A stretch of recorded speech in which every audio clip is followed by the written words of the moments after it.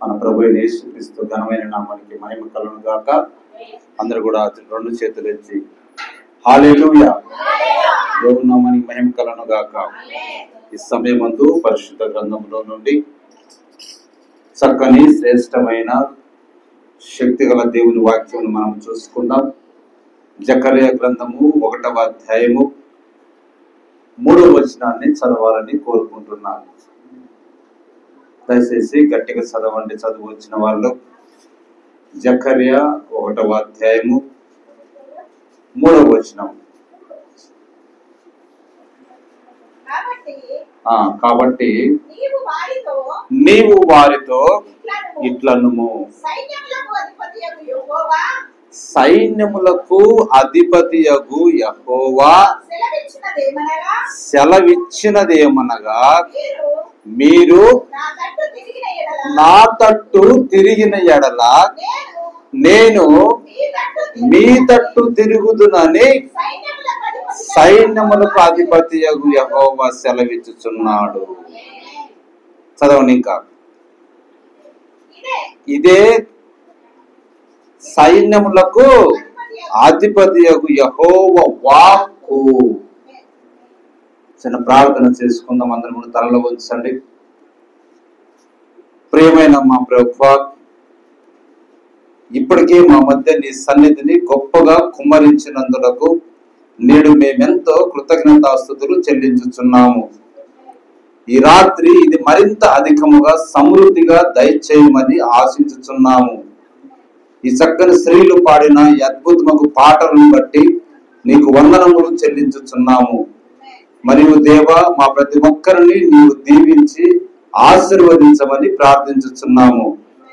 ప్రభువా, ఈ విధంగా జరుగుతా మేము చూసినప్పుడు మా హృదయములు ఆనందముతో నిండిపోయినవి. ప్రభువా, మా అందరినీ దీవించము. ఎంతో కాలము నుండి మేము ఈ రక్షణ మార్గములో, ఈ దారిలో ఉన్నాము. నీ వాక్యము ద్వారా మాకు కొత్త సంగతులను బోధించమని ప్రార్థించుచున్నాము. ప్రభువా, నీ ఆత్మ ద్వారా గొప్ప అవగాహన మాకిమ్ము. మీరే వచ్చి వాక్యమును అర్థము చెప్పుదురుగాక. మాకు గల ఒకే ఒక అనువాదకుడు పరిశుద్ధాత్ముడై ఉన్నాడు. నేడు దానిని మాకు ఆయన దయచేయనట్లు ప్రార్థించుచున్నాము. తండ్రి, వినుటకును గ్రహించుటకును మాకు శక్తిని బలమును దయచేసి దాని ప్రకారం జీవించులాగా మమ్మల్ని ప్రేరేపించమని ఈ సమయం ముందు ఈ లేఖనాన్ని నీ చేతులకు అప్పగించుకుంటూ యేసుక్రీస్తు నామమున స్తుతించడిగి ప్రార్థన చేస్తున్నాము. ఆమేన్. చాలా సంతోషం అమ్మా. ఏమని మనం చదువుకున్నాం? చెప్పాలి. ఏమని చదువుకున్నాం? అవి కాదు. మీరు నా తట్టు తిరిగిన ఎడల నేను మీ తట్టు తిరుగుతునని ఎవరు చెప్తా ఉన్నారు? సైన్యములకు అధిపతి యెహోవా సెలవిచ్చుచున్నాడు. అది ఆయన వాక్కు. ఇది మనం గమనించాల్సింది ఇందులో. హల్లెలూయా. మనం గమనించాల్సింది ఏంటిది? మీరు నా తట్టు తిరిగిన ఎడల, అంటే మన ప్రభు తట్టు తిరిగితే ప్రభువు మన తట్టు తిరిగేవాడంట. దేవుని మహిమ కలుగును గాక. ఈ మాటను మీరు తీసుకుంటే నూతన నిబంధనలోనికి మీరు వస్తే చాలా సింపుల్ గా ఒక వ్యక్తి మీకు తెలుస్తుంటాడు. ఆ యొక్క కుష్ఠరోగి లేదా ఆ యొక్క గుడ్డివాడు గుడ్డి భర్తమయ్యి ఏమని పిలుస్తా ఉన్నాడు? చెప్పాలి. ఏమని పిలుస్తా ఉన్నాడు? ఆయన దారిన నడిచి వెళ్తా ఉంటే ప్రభువు ఆ గుడ్డి అతను ఏం చేస్తా ఉన్నాడు? దావీదు కుమారుడా, చూడండి. అంటే అతను ఏం చేస్తా ఉన్నాడు? ప్రభు తట్టు తిరుగుతా ఉన్నాడు. కాబట్టి అతని మాటలను, అతని కేకలను విని ప్రభు ఏం చేశాడు? అతని తట్టు తిరిగినట్టుగా మనం చూస్తా ఉన్నాం. అప్పుడు ఏం జరుగుతుంది? ఆ వ్యక్తికి ఏమి కావాలనో అదే దొరికింది. ఆమేన్. హల్లెలూయా. ఈ దినము కూడా అదే మనము ప్రభు తట్టు తిరిగితే ప్రభు మనకు తట్టు తిరుగుతున్నాడు, మనకి ఏవి కావాలనో అవి దొరుకుతాయండి. దానిని బట్టి మనం ఎంతగానో ధన్యులమై ఉన్నాం. దేవుని మహిమ కలుగును గాక. చూడండి, ఇంకా ఒక కాపరి, ఒక గొర్రెల కాపరి తనకు నడుమునకు ఒక పక్క ఒక తిత్తిని లేదా సంచిని కలిగి ఉంటాడంట. ఇంత కూడా గతంలో మీకు చెప్పాను, ఈ మాట మళ్ళీ ఒకసారి జ్ఞాపకం చేస్తున్నా. చూడండి, ఏం కలిగి ఉంటాడంట? ఒక సంచిని కలిగి ఉంటాడంట. ఒక నిజమైన కాపరి, గొర్రెల కాపరి. వారితో పాటుగా ఆ యొక్క సంచిలో వారు తేనెను కూడా తీసుకుని వెళ్తారు. ఏం తీసుకెళ్తారంట? చెప్పాలి పిల్లలు, ఏం తీసుకెళ్తారంట? ఒకసారి కూర్చోవాలమ్మా. హల్లెలూయా. మరియు ఏదైనా గొర్రె అనారోగ్యముగా ఉన్నట్లయితే ఆ కాపరి దాని దగ్గరికి వెళ్ళి ఒక సున్నపు రాయి పెట్టి దాని మీద కొద్దిగా తేనెను పోస్తాడు. ఏం పోస్తాడంట? తేనెను. ఎక్కడ పోస్తాడంట? సున్నపు రాయి మీద. హల్లెలూయా. మరి ఆ గొర్రె కూడా తీయదనాన్ని బట్టి ఏం చేస్తుంది? ఆ తేనెను ఇష్టపడుతుందంట. కాబట్టి ఆ అనారోగ్యం ఉన్న ఆ గొర్రె అక్కడికి వెళ్ళి మరియు ఆ రాయి మీద ఉన్నటువంటి తేనెను నాకుతుంది. ఆ గొర్రె తేనెను నాకుతుంది. అది తేనెనే నాకుతున్నప్పుడు దానికి తెలియకుండానే సున్నపు రాయిని కూడా నాకుతా ఉంటుందంట. దాని నాలుక రాయికి తేనె కొట్టంతా నాకుతా ఉంటుంది. చూడండి, కాబట్టి ఆ దాని లోపలికి, శరీరం లోపలికి సున్నపు రాయి కూడా కొంత వెళుతుంది. ఆ యొక్క సున్నం అన్నది వెళ్తుందంటండి. మరియు ఆ సున్నపు రాయి ఆ గొర్రెను స్వస్థపరచడానికి సహాయము చేస్తుంది. ఆమేన్. హల్లెలూయా. దేవుని మహిమ కలుగును గాక. కాబట్టి మన దగ్గర ఏముండాలంట? సంచి ఉన్నది. ఆ యొక్క సంచి నిండా మనం ఏం పోసుకోవాలి? తేనెను మనం పోసుకోవాలండి. నీ వాక్యము జుంటు తేనె దారుల కన్నా మధురమైనది. హల్లెలూయా. దానికంటే ఇంకా ఎంతో గొప్పదైన తేనె మనము నింపుకోవాలి.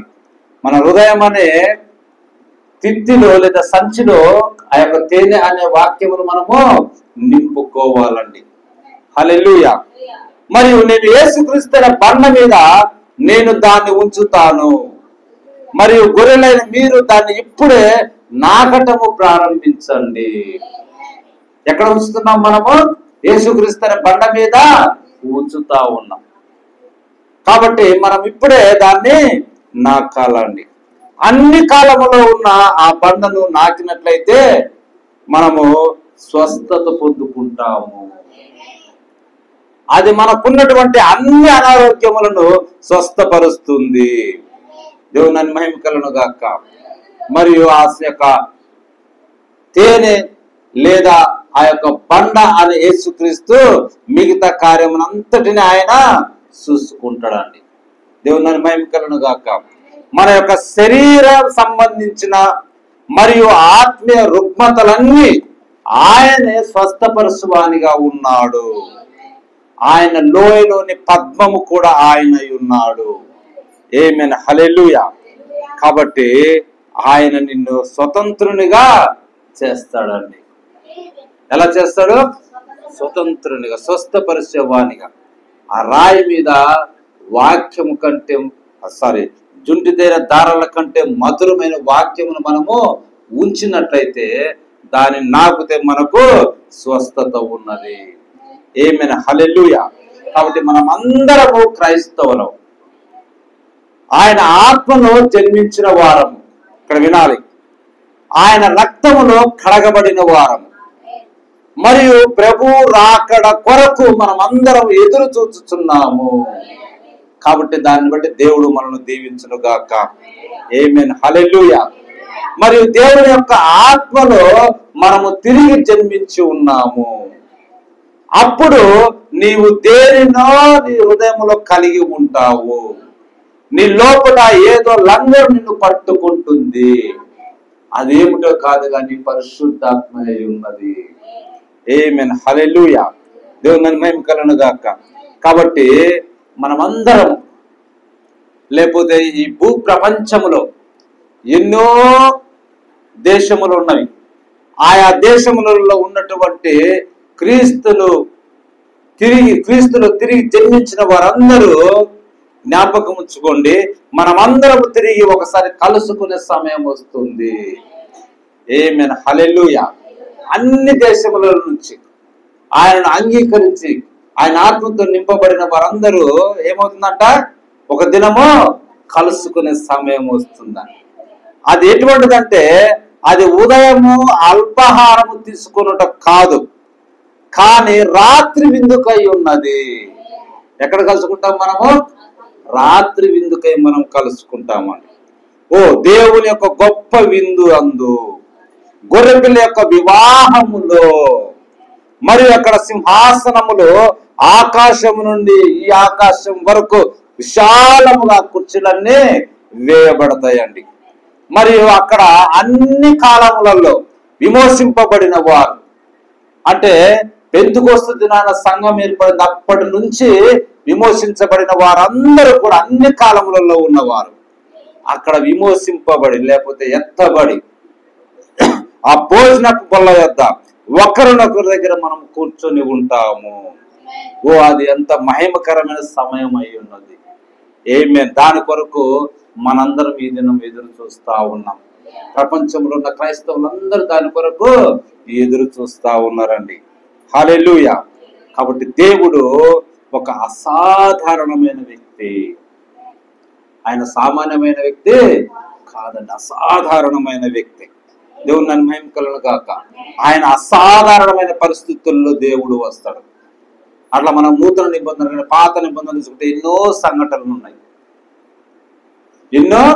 సంఘటనలు ఉన్నాయి. అసాధారణమైన పరిస్థితులలో ప్రజలు ఉన్నప్పుడు ఆయన వచ్చి వారిని మేలు చేసి వారిని తిరిగి బ్రతికించినట్టుగా, వారిని బాగు చేసినట్టుగా, వారి జీవితంలో ఎన్నో గొప్ప మేలులు చేసినట్టుగా. ఇప్పుడు చూడండి, పేతురు యొక్క అత్త ఇంట్లో పడిపోయినది. అది ఆమెకు ఒక అసాధారణమైన పరిస్థితి. కానీ ప్రభువు వచ్చి, ఆ అసాధారణమైన వ్యక్తి వచ్చి ఏం చేశాడు? ఆమెను లేవనెత్తినట్టుగా, స్వస్థపరిచినట్టుగా మనం చూస్తూ ఉంటాం. హల్లెలూయా. కాబట్టి దేవుడు అసాధారణమైన పరిస్థితుల్లో వస్తాడు. ఏలైనగా ఆయన అసాధారణమైన దేవుడై ఉన్నాడు. ఆయన అసాధారణమైన కార్యము చేయువానిగా ఉన్నాడు. ఆమేన్, హల్లెలూయా. మరియు ఆయన అక్కడ ఉంటాడని నీవు ఆలోచించని సమయములలో ఆయన అక్కడ నీకు కనిపిస్తాడు. అంటే అక్కడ నీకు ఆయన ద్వారా సహాయము దొరుకుతుందండి. దేవుని నన్ను మహిమ కలుగును గాక. ఇక్కడ ఇంకా నాకు ఏమీ లేదు, ఎట్లా అబ్బా ఏం చేస్తాము, ఏ మార్గం లేదే అనుకుంటున్నట్టు అట్లా అసాధారణ సమయంలో దేవుడు అకస్మాత్తుగా నీకు సహాయకుడై ఉంటాడండి. ఆయన అసాధారణ సమయంలో మనకు దర్శనమిస్తాడు. ఆమేన్, హల్లెలూయా. కాబట్టి చేయుటకు ఆయన వద్ద అనేకమైన అద్భుతములు ఉన్నాయంట. ఆ కారణాన్ని బట్టి ఆయన అసాధారణమైన వాడిగా ఉన్నాడు. ఆమేన్, హల్లెలూయా. ఇంకా బాగా గమనించండి, ఆయనకు ఏమున్నదంటే పూర్వ జ్ఞానం ఉన్నది. అంటే జరగబోయేదంతా కూడా ఆయనకు ముందుగానే తెలుస్తుంది. ఆది నుండి అంతం వరకు ఏం జరగబోతుందో అన్నది మొత్తం ఆయన చూసే ఉన్నాడు. ఎవరు ఏ కాలములలో జన్మిస్తారో, ఏ విధంగా అతని జీవితం ఉంటుంది, నీ తల్లి గర్భములో నువ్వు రూపించక మునిపే నీ దినములన్నీ కూడా ఆయన ఎరిగిన వాడు. అంటే దాని అర్థం ఏంటిది? ఆయన పూర్వ జ్ఞానము కలవాడు. దేవుని మహిమ కలుగును గాక. కాబట్టి ఆయనకు పూర్వ జ్ఞానం ఉన్నందున ఆయన ముందుగానే ఈ వ్యక్తి ఎటువంటి వాడు, ఈ వ్యక్తి ఎటువంటి వాడు అన్నది ఆయన చెప్పగలడండి. హల్లెలూయా. దానిని బట్టి ఎవరు నశిస్తున్నారో, ఎవరు నశించకుండా విశ్వాసిగా ఉండి రక్షింపబడుతున్నారో ఆయన ముందుగానే వారిని చూస్తా ఉన్నాడండి. ఎందుకంటే ఆయన అనంతుడైన దేవుడై ఉన్నాడు. ఆమేన్, హల్లెలూయా. ఆ కారణాన్ని బట్టే యాకోబు మరియు ఏశావులు పుట్టక ముందే ఆయన ఏశావును ద్వేషించాడు, మరి యాకోబును ప్రేమించాడు. దేవుని మహిమ కలుగును గాక. హల్లెలూయా. కాబట్టి ఆయనకున్నటువంటి పూర్వ జ్ఞానం అని. పిల్లలు ఇంకా పుట్టక ముందే వారు ఏమేమి చేస్తారో దాన్ని బట్టి ఒకరిని ప్రేమించాడు, ఒకరిని ద్వేషించాడు. అది ఆయనకున్న పూర్వ జ్ఞానం అని. ఈ ఇద్దరు యవనులు కవలలుగా పుట్టి ఉన్నారు. వారి యొక్క తల్లిదండ్రులు పరిశుద్ధులైన తల్లిదండ్రులు అండి. హల్లెలూయా. కానీ ఒకడు భ్రష్టుడు, మరొకడు విశ్వాసి. అది ఎలా తెలుసుకున్నంటే దేవునికి ఉన్నటువంటి పూర్వ జ్ఞానము ద్వారా. హల్లెలూయా. అట్లానే అబ్రహాముతో చేసిన నిబంధనలో రాజ సంతానం ఉన్నది. ఆ రాజ సంతానం, ఆత్మ సంతానమును యేసుక్రీస్తు స్థిరపరచువాడిగా వచ్చి ఉన్నాడు. ఆమేన్. హల్లెలూయా. కాబట్టి సహజ సంతానమైన ఇశ్రాయేలు ఆయనను తిరస్కరించుకొని ఆయన పూర్వ జ్ఞానమందు ఎరిగి ఆయన ఒక మార్గమును ఏర్పరిచి ఉన్నాడు. ఆ రాజ సంతానం శారాతో లైంగిక సంబంధం ద్వారా కాక అబ్రహాముకు ఉన్నటువంటి విశ్వాసము నుండి కలిగినదని ఆయన ఎరిగి ఉన్నాడు. ఆమేన్. హల్లెలూయా. కాబట్టి ఆ రాజ సంతానము అది క్రీస్తు అయి ఉన్నది. అది క్రీస్తును తీసుకొని వచ్చినది. ఆమేన్. హల్లెలూయా. కాబట్టి సకల జనముల నుండి ఒక రాజ సంతానం అన్నది అక్కడ ఉద్భవించిందండి. అట్లనే సకల మిశ్రమ జనముల నుండి, అన్ని దేశముల నుండి ఒక వధువు ప్రోగు చేయబడుతుంది. వధువు ఎట్లా ప్రోగు చేయబడుతుందంట? అన్ని దేశం నుండి, సకల దేశం నుండి, మిశ్రమముల నుండి. హల్లెలూయా. పాకిస్తాన్ నుండి, చైనా నుండి, అమెరికా నుండి, అట్లా ఆస్ట్రేలియా నుండి, ఆయా జాతులు మాట్లాడే, ఆయా భాషలు మాట్లాడే ప్రజల నుండి ఈ యొక్క వధువు అన్నది వస్తా ఉన్నదండి. హల్లెలూయా. కాబట్టి దేవుడు తన వాక్యమును విశ్వసించినందు వారందరినీ కూడా ఆయన వర్ధిల్ల చేస్తున్నాడు. ఏం చేస్తా ఉన్నాడంట? చెప్పాలి. ఏం చేస్తున్నాడంట? వర్ధిల్ల చేస్తా ఉన్నాడండి. హల్లెలూయా. కాబట్టి అబ్రహాముతో ప్రయాణమును మీరు ప్రేమించుచున్నారా అంటే అబ్రహాము లాగా ప్రయాణం మీరు కూడా ప్రేమించుచున్నారా? ఓ దేవుని నన్ను మహిమ కలుగును గాక. కాబట్టి అబ్రహామును గమనించడం మనకు చాలా ఇష్టమైన కార్యం అండి. ఎందుకంటే అతడు చేసిన సమస్తము సంఘం యొక్క పరిపూర్ణ మాదిరి అయి ఉన్నది. ఎందుకు అంట? అతడు చేసిన సమస్తము సంఘం యొక్క పరిపూర్ణ మాదిరి ఉన్నదండి. దేవుని నన్ను మహిమ కలుగును గాక. లేఖనములన్నీ కూడా దానికి మాదిరిగా చూపుచున్నవి. కాబట్టి ఏదేనులో బాగా గమనించాలి. ఏదేనులో ఆ జీవవృక్షమును ఎవ్వరు ముట్టకుండా కావలి కాయటకు దేవుడు అక్కడ శరాపులను ఉంచాను. ఖడ్గ జ్వాలలను ఆయన అక్కడ ఉంచాడండి. హల్లెలూయా. ఇప్పుడు వారు వెళ్ళి ఆ జీవవృక్షమును, ఇప్పుడు బాగా గమనించాలి, మనం వెళ్ళి ఆ జీవవృక్షములోనికి ప్రవేశించుటకు ఇప్పుడు ఆయన ఆ శరాపులను తీసివేసి ఉన్నాడు. ఒకప్పుడు ఆయన ఏం చేశాడు? ఆ జీవవృక్షాన్ని ఎవరు ముట్టుకోకూడదు, ఫలములు ఎవరు తినకుండా శరాపులను, ఖడ్గ జ్వాలను ఆయన పెట్టి ఉన్నాడు. కానీ ఇప్పుడైతే ఏం చేశాడంట? దాన్ని తీసివేసి ఉన్నాడండి. హల్లెలూయా. ఎందుకు ఫస్ట్ పెట్టాడు తర్వాత తీసివేశాడంటే ప్రాయశ్చిత్త బలి లేకుండా వారు వెళ్ళి ఆ జీవవృక్ష ఫలము తింటారేమోనని అక్కడ ఏం చేశాడు? ప్రభు ఖడ్గ జ్వాలను అడ్డు పెట్టాడు. ఎప్పుడైతే ప్రాయశ్చిత్త బలి కలవరిలో జరిగి ఉందో అప్పుడు ఆయన ఏం చేశాడు? జీవవృక్ష ఫలానికి ఉన్నటువంటి ఆ యొక్క శరీరపుల ఖడ్గ జ్వాలను ఆయన తీసివేశాడు. కాబట్టి జయించువాడు దేవుని పరదేశంలో ఉన్న జీవవృక్ష ఫలమును తింటారు. దేవుని మహిమ కలుగును గాక. హల్లెలూయా. హల్లెలూయా. ఇప్పుడు ప్రాయశ్చిత్తము జరిగిందండి. అది బలిగా క్రీస్తు బలి అయ్యాడు. కాబట్టి ఆ జీవవృక్షము ఎవరో కాదు, యేసుక్రీస్తు అయినా. ఆ ఫలం అంటే ఏమిటో కాదు, యేసుక్రీస్తు యొక్క కార్యములు అయి ఉన్నాయి, గుణములు అయి ఉన్నాయి, మంచితనములు అయి ఉన్నాయి. హల్లెలూయా. వాటిని మనము తినాలండి. ఆమేన్. హల్లెలూయా. కాబట్టి క్రీస్తు భూమి మీదకి వచ్చినప్పుడు ఆయన దేవుని పరిపూర్ణమైన వృక్షమై ఉన్నాడు. భూమికి వచ్చినప్పుడు ఎట్లున్నాడంట? పరిపూర్ణమైన వృక్షమై ఉన్నాడండి. దావీదు ఆయనను మొదటి కీర్తనలోనే చూశాడు. నీటి కాలువలో ఓరను నాటబడిన చెట్టు అని ఆయన అన్నాడు. ఒకే నీరు అయితే అనేకమైన నదులు, ఒకే ఆత్మ అనేకమైన ఆత్మవరములు. కాబట్టి అతని ఆకులు ఎన్నడూనూ వాడిపోవండి. హల్లెలూయా. కాబట్టి యేసుక్రీస్తు వారు భూమి మీదకి వచ్చినప్పుడు ఏం జరిగింది? రోమా ప్రభుత్వ శక్తి ఆ వృక్షమును నరికి మానవ నిర్మితమైన చెట్టుపై ఆయనను వేలాడదీసింది. అప్పుడు దేవుడు ఆ వృక్షమును లేపి తన కుడి పార్శ్వమున కూర్చుండబెట్టుకొని ఆదాము ఏదెను తోటలో తనకు ఒక వధువును కలిగి ఉండునట్లు ఒక వధువును సిద్ధపరచుటకు ఆయన తన ఆత్మను తిరిగి సంఘం మీదకి పంపెను. ఆమేన్. హల్లెలూయా. దేవుని మహిమ కలుగును గాక. మరియు ఆ వృక్షము ఎదగనారంభించినప్పుడు అది పెంతుకోస్తు చెట్టుగా ఉన్నది. చూడండి, మనం కూడా ఏమైనామంట? పెంతుకోస్తు చెట్టుగా మనం ఉన్నామండి. ఆ దినము నుంచి సంఘం అన్నది ఎదగనారంభించిందండి. దేవుని మహిమ కలుగును గాక. కాబట్టి యోహాను సువార్త 17:17లో వాక్యం ఏం చెప్తుందంటే, సత్యమందు వారిని ప్రతిష్ఠ చేయుము, నీ వాక్యమే సత్యము. ప్రభు స్వయంగా పలికిన మాట ఇది. మరియు ఆయన వాక్యమై ఉన్నాడు, అది నిజమండి.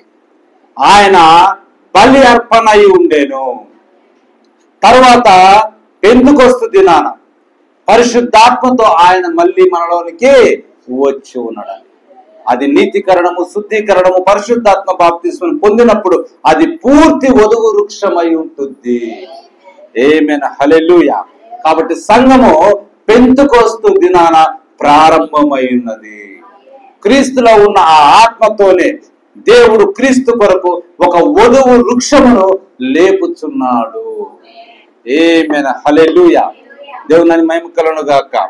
హల్లెలూయా. కాబట్టి ఇప్పుడు ఇంకొంచెం మనం గమనించుదాం. ఆ తర్వాత ఆయన సర్వశక్తి గల దేవుడు అను నామములో అబ్రహాముకు ప్రత్యక్షమయ్యాడు. ఒక దినం ఏం చేశాడు? దేవుడు అబ్రహాంకి ఏ విధంగా ప్రత్యక్షమయ్యాడు? సర్వశక్తి గల దేవుడు అండి. దేవునికి 7 మిశ్రమ విమోచనాత్మకమైన పేర్లు కలిగి ఉన్నాడు. ఎన్ని పేర్లు అండి? 7 విమోచనాత్మకమైన పేర్లు కలిగి ఉన్నాడు. అవి మనకు యెహోవా ఈరే, యెహోవా షమ్మా, యెహోవా నిస్సి, యెహోవా ఎల్ షద్దాయ్, యెహోవా రాఫా, యెహోవా షెకెము. చూడండి, అట్లా అవన్నీ ఏంటి అంట? విమోచనాత్మకమైన దేవుని 7 పేర్లు. దేవుని మహిమ కలుగును గాక. అయితే ఇక్కడ అబ్రహాముకు సర్వశక్తి గల దేవుని పేరట ప్రత్యక్షమాయను. దాని అర్థము ఎల్ షద్దాయి అయి ఉన్నది. ఆమేన్. హల్లెలూయా. హెబ్రీ భాషలో ఎల్ అనగా బలమైన వాడు. ఏంటిదంట? ఎల్ అంటే ఏంటిదంట? చెప్పాలి. ఎల్ అంటే ఏంటిదంట? బలమైన వాడు. షద్దాయి అనగా స్తనములు కలవాడు. ఏంటిదంట? స్తనములు అంటే రొమ్ములు కలవాడు. ఇక్కడ శబ్ద అనే ఏకవచనములకు బదులుగా షద్దాయి అని బహువచనము రాయబడి ఉన్నది. అంటే షద్దాయి అంటే వాక్యమును తన హృదయములో దాచుకొని ఉన్నవాడు. ఆమేన్. హల్లెలూయా. 100 సంవత్సరముల ఆ యొక్క అబ్రహాం అనే ఆ వృద్ధునికి అది ఎలాంటి చక్కని ఆదరణ అక్కడ కలిగిస్తుందో ఒకసారి చూడండి. ఇక్కడ దేవుని యొక్క స్వరము అతనితో ఇలా చెప్తున్నది, నేను ఎల్ షద్దాయిని. దాని అర్థం ఏంటిదంట? బలమైన స్తనములు కలవాడు, బలమైన రొమ్ములు కలవాడు. అంటే నేను పాలిచ్చి పెంచు దేవుడను అని అర్థం అండి. అది దేవుని మహిమ కలుగును గాక. హల్లెలూయా. ఎలాంటి ఆదరణ అది మనకు కలిగిస్తుంది ఒకసారి గమనించండి. స్తనం అని కాదు కానీ పాలిచ్చినటువంటి అను భావనండి. అది ఒక అలంకార రూపముగా ఎలా కనిపిస్తుంది? పాలిచ్చు వాడు. హల్లెలూయా. మరి అతిక్రమములు బట్టి ఆయన గాయపరచబడెను, ఆయన పొందిన దెబ్బల చేత మనకు స్వస్థత నొందితిమి. ఆమేన్. హల్లెలూయా. కాబట్టి చూడండి, ఏంటిదంట ఏమని చెప్పుకున్నాము? స్తనములు కలవాడు అంటే పాలిచ్చు మనం పోషించే దేవుడు. కాబట్టి ప్రవక్త ఈ ఉదాహరణ చెప్తా ఉన్నాడు. వ్యాధితో లేదా ఆకలితో తొందర పెట్టుచున్న తన చంటి బిడ్డను తల్లి ఏం చేయును? తల్లి ఏం చేస్తుంది? ఆకలితున్న బిడ్డ, ఏడుస్తున్న బిడ్డ, లేదా వ్యాధితో ఉన్న ఏడుస్తున్న బిడ్డను ఏం చేస్తుంది? ఆమె ఆ బిడ్డను ఎత్తుకుంటుంది. ఆమె బిడ్డను తన స్తనముల ఎత్తుకు తీసుకున్నప్పుడు ఆ చిన్న బిడ్డ తన తల్లి బలమును అంటే పాలను స్తనముల ద్వారా తన సొంత శరీరములోనికి తీసుకొనును. అప్పుడు ఆ బిడ్డ తృప్తిపరచబడుటే కాక నిమ్మలించబడును. ఆ బిడ్డ పెద్దగా అరుస్తూ ఏడుస్తున్నప్పుడు అతడు సహజంగా మగవాడు ఏం చేస్తాడంట? కలత చెందుతాడు. కానీ తల్లి ఆ బిడ్డను ఎత్తుకొని స్తనముల ఎత్త పెట్టుకొని అతన్ని జోకొట్టి నిద్రపుచ్చినప్పుడు అతడు తన తల్లి స్పర్శను అనుభవించుచు, అతడు తన తలను తన తల్లి స్థలము మీద ఉంచి పాలు త్రాగుచు తన తల్లి బలమును తన శరీరంలోనికి లాగుకొనుచు. హల్లెలూయా. చూడండి ఎంత ఆదరణ. అలా దేవుడు కూడా మనల్ని తన హృదయం దగ్గరికి తీసుకొని మనం లాలించి పాలించి పోషించే దేవుడు. ఎప్పటి వరకు ఎత్తుకొని ఆయన మనల్ని పాలించే దేవుడు? ఎప్పటి వరకు? ముదిమి వచ్చు వరకు. అంటే ముసలివాడైనంత వరకు కూడా ఆయన ఎత్తుకొని ఆయన స్థలముల యొద్ద మనకు సేద తీర్చే దేవుడు అండి. హల్లెలూయా. దేవుని మహిమ కలుగును గాక. అలా ఆ బాలుడుగా నా బాలిక తల్లి బలమును పొందుకున్నప్పుడు తనను తాను నూతన పరుచుకొని బలమును పెంచుకొనును, మరి తృప్తిపరచబడును, రోజు రోజుకు అధిక బలమును పొందుతూ ఎదుగుచుండును. కాబట్టి మనము ప్రతిదినము మన తండ్రి యొక్క దేవుని స్థానముల యొద్దకు మనము రావాలండి. ఆయన రొమ్ముల యొద్దనే మనకు సేద తీరుస్తుందండి. కాబట్టి ఆయన వాక్యం అనే పాలు, నిర్మలమైన ఉదకము లేదా పాలు, వాటిని మనము త్రాగాలి. హల్లెలూయా. దేవుని మహిమ కలుగును గాక. అప్పుడే మనము రోజు రోజుకు అధిక బలాన్ని పొందుచు తృప్తిపరచబడి ఎదుగుతాము. దేవుని మహిమ కలుగును గాక. కాబట్టి అబ్రహాం సంతానమునకు అది ఎలాంటి అనుభవం అండి? అబ్రహాం సంతానం అంటే ఏంటిది? విశ్వాస సంబంధమైన సంతానం. ఆయన ఇంకను సర్వశక్తి గల దేవుడుగా ఈ దినం ఉన్నాడు. ఆయన ఇంకను ఎల్ షద్దాయిగా ఆయన ఉన్నాడు. ఆయన బైబిల్లో సిద్ధం చేసిన ఏ వాగ్దానమునైనా మనము పట్టుకొని నిరాఘంటముగా దానిని మనము విశ్వసించవచ్చునండి. ఆయన సంతానం, ఆయన పిల్లలు. నీవు వ్యాధిగ్రస్తుడవైతే కేవలము వాక్య వాగ్దానం యొక్క స్థలములను పట్టుకొని అది చెప్పినట్టుగా ఆయన పొందిన దెబ్బల వలన మనం స్వస్థత నొందితిమి. హల్లెలూయా. ఆ స్థలము దగ్గరికి మనం రావాలండి. అది మనం తృప్తిపరచును. వాక్యం అనే స్థలమును ఎత్తుకు మనము వచ్చినప్పుడు అది మనల్ని తృప్తిపరుస్తుంది అంటండి. హల్లెలూయా. మరియు మనము ఎడతెగకుండా ఆయన బలమును బలవంతుని యొద్ద నుండి మనము పొందుకొనుచున్నాము. కాబట్టి పౌలు భక్తుడు ఏమని చెప్తా ఉన్నాడు? నా దగ్గర ఏ బలమో లేదండి, నన్ను బలపరచు వాని అందే నేను సమస్తము చేయగలేదే బలపరచబడగలను. హల్లెలూయా. కాబట్టి పిల్లలలో వాళ్ళకేమున్నది? కానీ తల్లి స్తనములను పాల వలన వారు దినదినము వృద్ధిలోనికి బలాన్ని పొందుకుంటారు. దేవుని మహిమ కలుగును గాక. హల్లెలూయా. కాబట్టి ఆయన జీవమును ఆయన యొద్ద నుండి మనము పొందుకోవాలి. మనము క్రీస్తు యొక్క శక్తిని మనలోనికి తీసుకొనిచున్నామని ఎరుగుట ఎంత గొప్ప సంగతి ఒకసారి ఆలోచన చేయి. నువ్వు పరిశుద్ధ గ్రంథాన్ని చదువుతున్నావంటే, పరిశుద్ధ గ్రంథం ప్రకారం జీవిస్తున్నావంటే దాని అర్థం ఏంటంట? క్రీస్తు యొక్క శక్తిని మనలోనికి తీసుకొనిచున్నాము. ఓ ఎల్ షద్దాయ్, రొమ్ముల మీద ఉంచబడి ఉన్నామని నమ్ముట. హల్లెలూయా. ఓ ఒక వ్యక్తికి ఎంత చక్కని అనుభూతిని కలిగించునో కదా. హల్లెలూయా, దేవుని మహిమ కలుగును గాక. కాబట్టి అవిశ్వాసము నుండి, దైవభక్తి లేని ఆచారముల నుండి, దైవభక్తి లేని సిద్ధాంతముల నుండి మనల్ని వేరుపరుచుకోవాలి. క్రీస్తు వైపు తిన్నగా చూస్తూ వాక్యమును తీసుకొని అది ప్రత్యక్షపడు వరకు ఆ వాక్యముతోనే మనం నిలిచి ఉండాలి. ఓ విశ్వాసికి ఎలాంటి ఆదరణ అండి.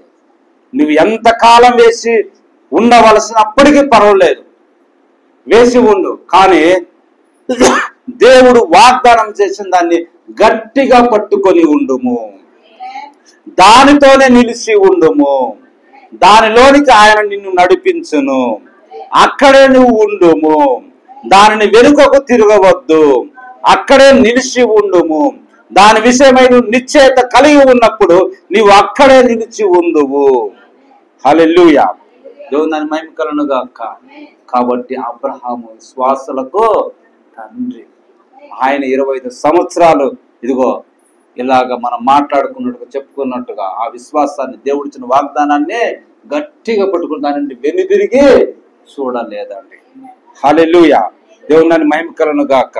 కాబట్టి ఈ దినము మనము కూడా ఆ ఎల్షద్దా యొక్క స్థనముల మీదకి మనము ఆనించబడి ఆయన దగ్గర నుంచి మనము పాలు అనే వాక్యం అనే బలాన్ని మనము పొందుకొని దినదినము వృద్ధి పొంది మనం ఎదగాలండి. క్రీస్తు ఆత్మను మనలోనికి తీసుకుంటున్నామని వాక్యం మనం వింటున్నప్పుడు, వాక్యాన్ని మనం చదువుతున్నప్పుడు, వాక్యము బోధించబడుతున్నప్పుడు మనం ఎందుకు చేస్తున్నాము? ఆహారాన్ని మనము తీసుకుంటున్నామని.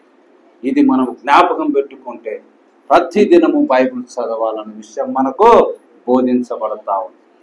ఈ యొక్క వాక్యాన్ని మనం ప్రతిరోజు తినాలని మనకు వాక్యం ఈ దినాన బోధిస్తుంది. దేవుడు తన పరిశుద్ధ వాక్యము దీవించును గాక. దేవుడు మనలందరినీ దీవించును గాక. తలలో వచ్చినట్టు చిన్న ప్రార్థన చేసుకుందాం.